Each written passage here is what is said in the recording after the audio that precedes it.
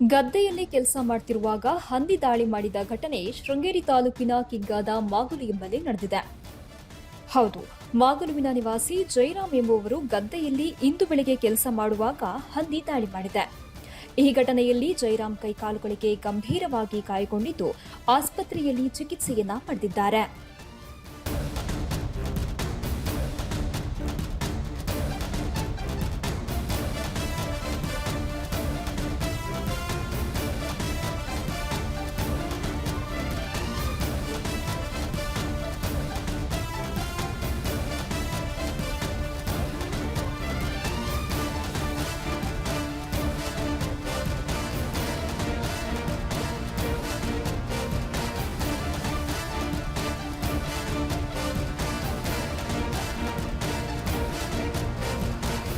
ಮಲೆನಾಡಿನಲ್ಲಿ ಕಾಡು ಪ್ರಾಣಿಗಳ ಹಾವಳಿ ದಿನದಿಂದ ದಿನಕ್ಕೆ ಮಿತಿ ಮೀರ್ತಿದೆ. ಕಾಡಾನೆ, ಕಾಡು ಕೋಣಗಳು ಗದ್ದೆ ತೋಟಗಳನ್ನು ಹಾಳು ಮಾಡ್ತಿರೋದು ಅಷ್ಟೇ ಅಲ್ಲದೆ ಅದೆಷ್ಟೋ ಜನರ ಜೀವವನ್ನು ಬಲಿ ತೆಗೆದುಕೊಂಡಿವೆ.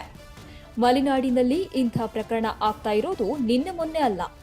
ಆದಷ್ಟು ಬೇಗ ಈ ಸಂಬಂಧ ಇಂತಹ ಪ್ರಕರಣಗಳನ್ನು ಸರ್ಕಾರ ಗಂಭೀರವಾಗಿ ತೆಗೆದುಕೊಂಡು ಸೂಕ್ತ ಕ್ರಮವನ್ನು ಕೈಗೊಳ್ಳಬೇಕಾದ ಅನಿವಾರ್ಯತೆ ಇದೆ.